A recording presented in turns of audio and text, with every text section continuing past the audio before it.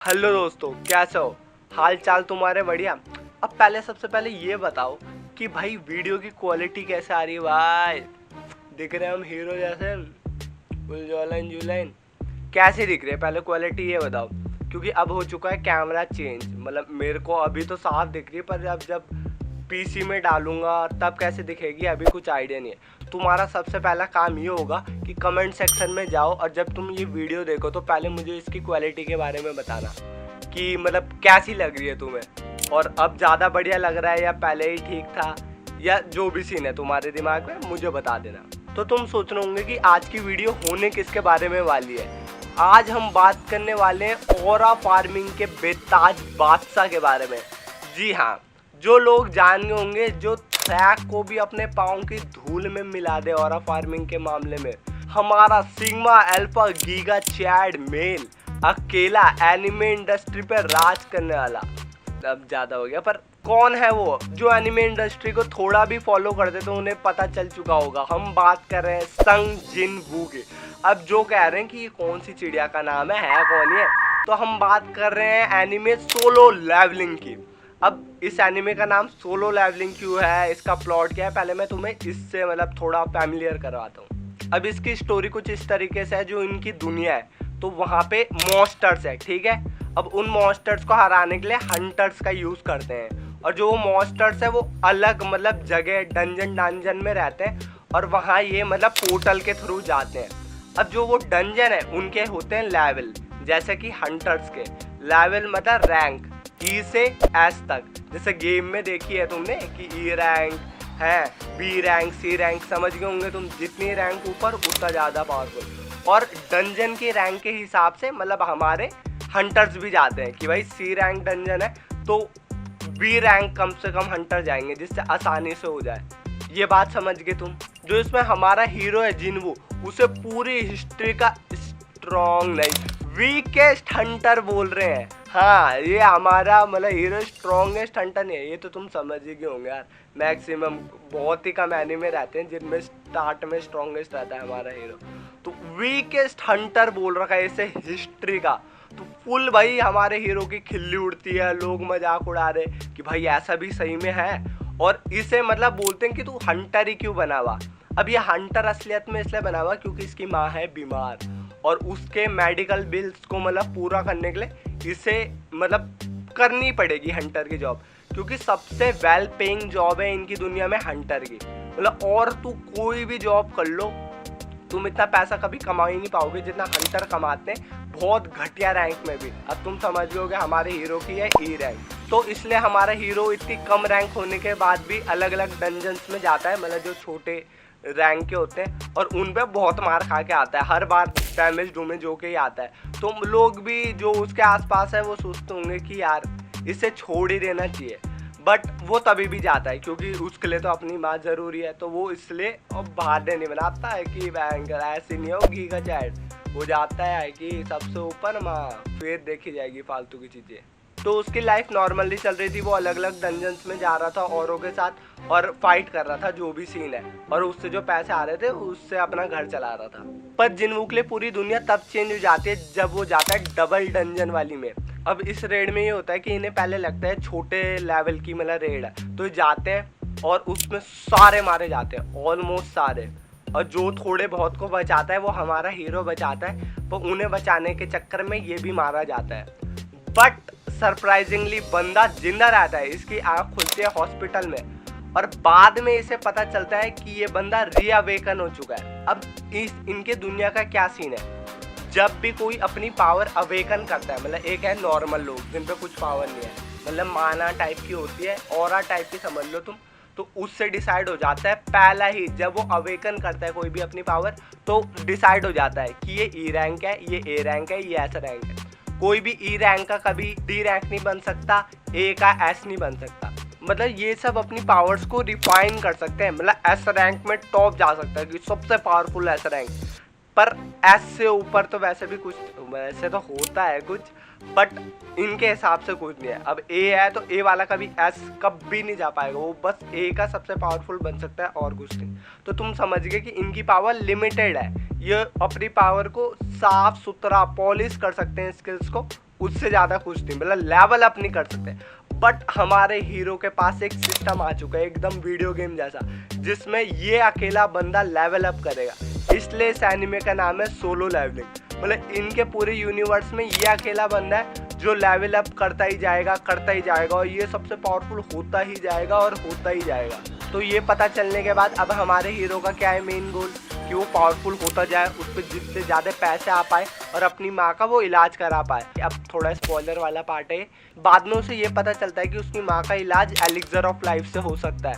तो भाई वो एस लेवल डंजन में है और मतलब इस पे अब बहुत सारी पावर्स है। ये अलग अलग डंजन में खुद से जा पाता है, मतलब इसे कुछ गोल्स होते हैं, ये उन्हें पूरा करता है, वो अलग अलग डंजन में जाएगा और वहाँ से इसे कुछ गिफ्ट मिलेंगे, मतलब लेवल अप होगा, डैगर मिल रहा है, जैसे एकदम गेम्स होते हैं ना, आरपीजी आइटम्स मिलते हैं और गिफ्ट का, तो वैसे ही इसका सीन है। तो इससे एक एस रैंक डंजन है, उसे पूरा कर लेगा तो इसे मिल जाएगा एलिक्सर ऑफ लाइफ और उससे अपनी माँ को ही कर सकता है ठीक, जो इटर्नल स्लीप में है।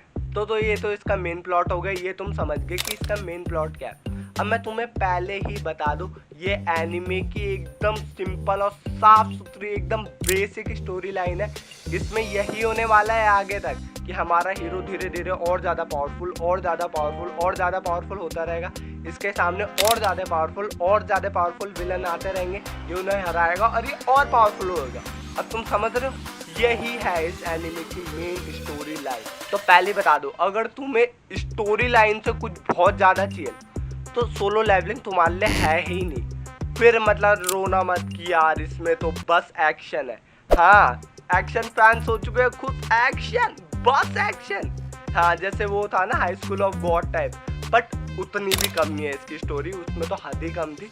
बट इसमें स्टोरी है, इसमें स्टोरी इसकी अच्छी बनाते हैं, इसके अलग अलग कैरेक्टर्स बहुत अलग अलग भाई, एक के बाद एक तुम देखोगे, एक आया विलन, दूसरा आया, तीसरा आया, ये आया, वो आया, और हर को देख के तुम्हारे दिमाग में ये आएगा कि ये हमारे हीरो को हरा सकता है, कि ये हमारे हीरो से पावरफुल है कि नहीं है, क्या सीन है अगर हमारे हीरो से लड़ेगा।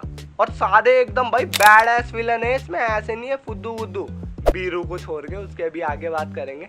इसमें बस यही है, और ये चीज़ इसे तभी भी अच्छा ही बना के रखते हैं। लोगों को ये पसंद है इसकी चुम्मेश्वरी एनिमेशन क्वालिटी और कमाल के एक्शन सीक्वेंसेस की वजह से। मतलब तुम एक्शन फैन हो, इसे देखो, एक के बाद लड़ाई काटा फाटी, फुल आर रेटेड भी है ये, तो मजा आ जाएगा तुम्हें। मतलब जो तुम चाहते हो कि हमारा एक हीरो करे, तो वो सब दे दिया इन्होंने, जिस वजह से बहुत सारे लोग कंप्लेन कर रहे हैं कि भाई क्या है ये तो हमारा बस लड़ ही रहा है, कुछ अलग है ही नहीं। तो इसलिए बता दो, ये वो ही देखना है जिसे स्टोरी से ज़्यादा कुछ लेना देना नहीं है, बस एक्शन देखना है, तो इसे देखो। और हमारा सोलो लेवलिंग है फेमस ऑरा फार्मिंग की वजह से भाई, हमारा हीरो है ऑरा फार्मिंग किंग। अब ऐसा क्यों है बता, इस बंदे को मतलब जैसे ये पावरफुल होने लगा तो बंदे की पूरी पर्सनैलिटी चेंज। पहले इसकी बेइज्जती मार रहे, इसके सर पे रैपर धर रहे, लोग बोल रहे कि क्या ही है भाई, ये तो सबसे कमजोर है, ये हंस रहा उन पे कि हा, उनके साथ हंस रहा, उन पे नहीं हंस रहा वरना मार खाता। बट जैसे ही बंदे पे आई पावर, पर्सनालिटी भाई चेंज, एस रैंक हंटर इसे बोल रहे हैं, हमारे एसोसिएशन में आ जा, हमारी गिल्ड में आ जा। ये इनके बगल से निकल के कह रहा है चोमू तुम निकलो, तुम्हारी गिल्ड पे मैं थूकता भी नहीं हूँ। फुल भाई इग्नोर मार रहा है बंदा, कह रहा है एस रैंक क्या है, मैं तो उसके ऊपर की चीज हूँ। जो वहाँ का सबसे पावरफुल एस रैंक हंटर है वो बोलता है तू मेरी गिल्ड में आ जा। ये कहता बूढ़े मैं अपनी खुद की गिल्ड बनाऊंगा, तू ज्यादा हवा में मत उड़। तो मेरी तो थोड़ी बढ़ा चढ़ा के कमेंट्री हो रही है, पर तुम समझ रहे हो मेरा पॉइंट कि बंदा फुल एटीट्यूड, मतलब लड़कियों को तो इसने पागल कर दिया है। जो लड़कियां एनीमे नहीं भी देखती थी वो कह रही है भाई हमें ऐसा बीएफ चाहिए। भाई दिस इज फिक्शनल लड़कियों, दिस इज फिक्शनल, ऐसा असलियत में नहीं होता इंसान। और जो लौंडे ऐसे बनने की कोशिश कर रहे हैं, फिर लड़कियां उन्हें कह रही साले टॉक्सिक मैस्कुलिनिटी, लड़कियों पे अत्याचार करना चाहता है, एटीट्यूड दिखाता है। मैं ऑफ टॉपिक जाने लग गया, छोड़ो इस पॉइंट को। सोलो लेवलिंग के बेस्ट मूवमेंट में आता है पहले तो सीजन 1 का आर्किटेक्ट वाला पार्ट, जो पावर देता है उसे भाई, गूज बम्स वाला। फिर आता है वो क्या है वो कैंग, जो बी रैंक हंटर था, जो लोगों को टपका रहा था, उसके साथ फाइट जब वो गोकू के तरह करता है इधर उधर, मतलब जंप वाला, वो दिखा दूंगा मैं तुम्हें स्क्रीन पे। फिर इग्रिस के साथ फाइट पहले ही सीजन में थी, सेकंड में थी, पहले ही सीजन में थी इग्रिस के साथ भी फाइट, जब वो शैडो मोनार्क बन जाता है। सेकंड सीजन में एक तो वो मेज वाली फाइट जो मेज सा है, फिर एक बारन वाली फाइट भी कमाल है, एकदम मजा आ गया। बट सबसे ज्यादा डिसअपॉइंट करा बीरू वाली फाइट ने, बीडू नहीं बीरू। इसमें एक चीटी विलन है, चीटी, और मैंने जब सर्च मारा था ना सबसे ज्यादा भयंकर विलन इस पूरे सोलो लेवलिंग के, तो उसमें बीरू भी आया था। और सबसे घटिया फाइट भाई, जितनी हाइप बनी थी ना इसके लिए, इतनी हाइप हद हाइप बनी थी इस वाले के लिए कि भाई क्या ही होने वाला है भाई, बीरू के साथ फाइट बैंक। बीरू भी मतलब बीरू भी लोगों को मार रहा था तो अपग्रेड कर रहा था, उसकी पावर बढ़ रही थी, बट हमारे हीरो ने उसे, तुम्हें पता ही है, हरा दिया और सही में कीड़े की मौत दी कीड़े को। बट जो फाइट थी वो मुझे सही बता रहा हूँ पसंद कुछ खास नहीं आई। ऐसे हो रही फाइट हवा में धड़ धड़ धड़ धड़ भाई, फुल तेज चल रही, आधी फाइट तो दिख ही नहीं रही तुम्हें, बस लाइनें दिख रही है आपस में टकरा रही, समझ रहे हो ना तुम, जैसे ड्रैगन बॉल में होता है, जो मुझे पसंद नहीं आया। ज़्यादा कुछ हमें फाइट दिखी ही नहीं और कुछ वो खास थी भी नहीं। पूरी फाइट में एक ही चीज़ याद रखने वाली थी, वो थे जिनवू के नितंब। भाई नहीं देखना हमें जिनवू का पिछवाड़ा, और भाई ये एनिमेटर ने जानबूझ के करा के मीम बनवाने के लिए कि लोग इस पार्ट को बार बार देखें।